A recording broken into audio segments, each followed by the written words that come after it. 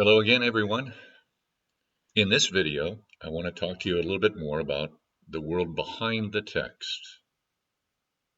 The world behind the text is the world that stands chronologically behind and before the text is written, during the time it's written, and immediately afterwards.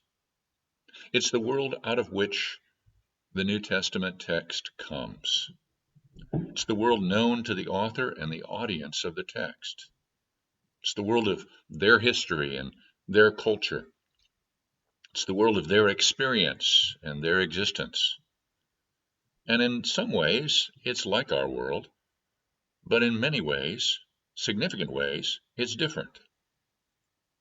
In terms of the world behind the text, questions that can potentially contribute to our understanding of the text include the identity of the author and the audience, their geographical and cultural locations,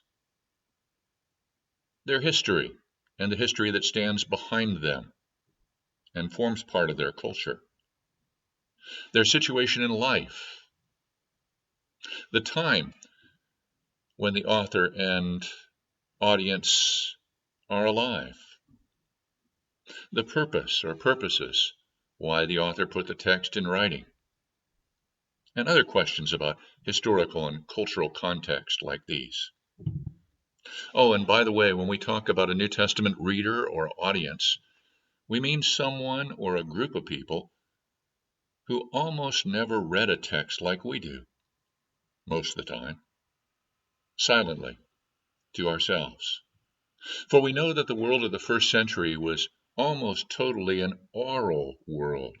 Aural is spelled A-U-R-A-L. And the word means a world where what was written was meant to be read aloud and heard. So a text that was written was read aloud either by an individual who received it, or in the case of an audience that the text wished to address, by a trained and skilled reader who would speak it to a group. What we need to remember is the reason behind this. We need to remember only the spoken word was considered a living word, and the written word was brought to life only as it was read aloud and given voice. The writing by itself was understood to be only ink on a page, or a papyrus, probably, waiting to be brought to life by the voice. So in terms of seeking to understand a New Testament text in the world behind the text, we need to interpret it as it would have been heard and understood, as a voice speaking in its own context, in its own world. To do that, to hear the text like that, we have to try and go back through time and enter that world by asking questions about it, questions about the author and the audience, and other questions as well. Those questions can help us understand, at least in part, more about the context of the text, where and when the author and audience lived, their relationship to each other, their relationship to their history and culture. Questions like that can enable us to understand the meaning it would have had for them. Now, with that in mind, let me give you a little historical perspective on the world behind the text.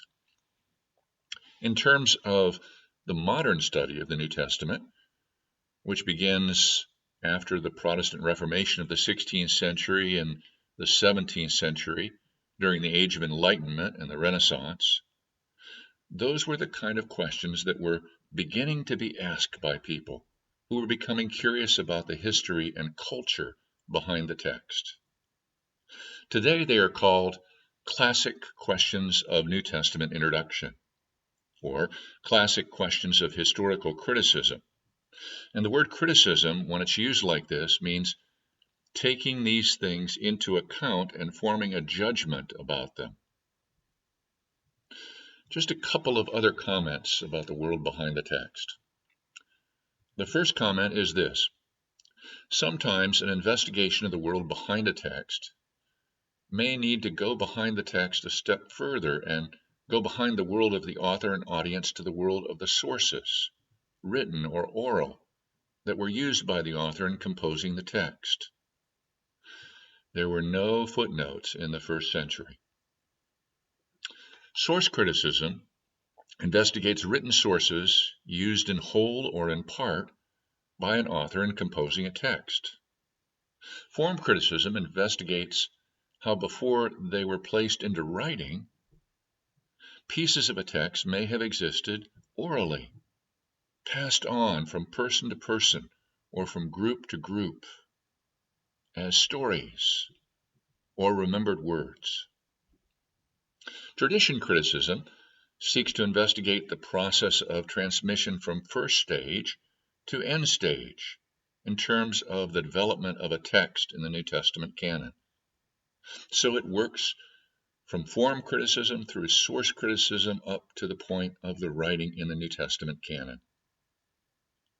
And intertextual criticism looks at the way a written text makes use of written texts that are quoted or paraphrased or alluded to from other places or just echoed. These texts help to form a background for the interpretation of the New Testament text in different ways. For example, the Old Testament forms part of the background for many New Testament texts, and it is sometimes quoted, sometimes paraphrased, sometimes alluded to, or sometimes just echoed through typology or in some other way by a New Testament text. Now, taking all of this into account, introducing his gospel, Luke says, and I'm quoting now from the NRSV of Luke chapter 1, beginning at verse 1, "Since many have undertaken to set down an orderly account of the events that have been fulfilled among us," and set down, when Luke writes those words, means to set something down in writing. He goes on, "Just as these things were handed on to us by those who from the beginning were eyewitnesses and servants of the word," and handed down and servants of the word are technical phrases that have to do with oral transmission of material from one person to another, stories or words or remembered passages that were told from one person to another. "I too decided," Luke says, "after investigating everything carefully from the very first, how the traditions have been passed along, in other words, to write an orderly account for you,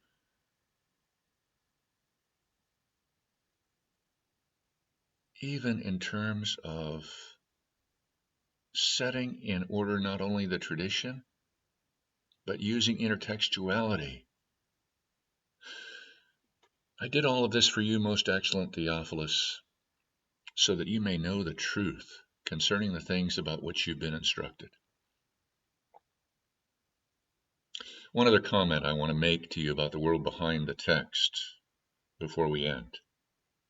Sometimes digging into the world behind the text means recognizing that the world of an author may be different than the world of an audience, even though they may be close, chronologically speaking. For example, most New Testament scholars, including myself, believe Mark was the first gospel written, and that it was probably written sometime within the decade before AD 70, between the years 60 and 70. But the Gospel of Mark describes events which took place probably sometime in the late 20s or early 30s, sometime before AD 33. Things could and did change a lot in the Roman Empire in almost 40 years. And further, Mark's Gospel, if it's written for a Roman audience, as again I and other New Testament scholars believe it is, then it's a story that takes place not only at a different point in history, but within a culture that is different, because Jewish culture is different than Greco-Roman culture. These are some of the factors that we need to consider when we talk about the world behind the text.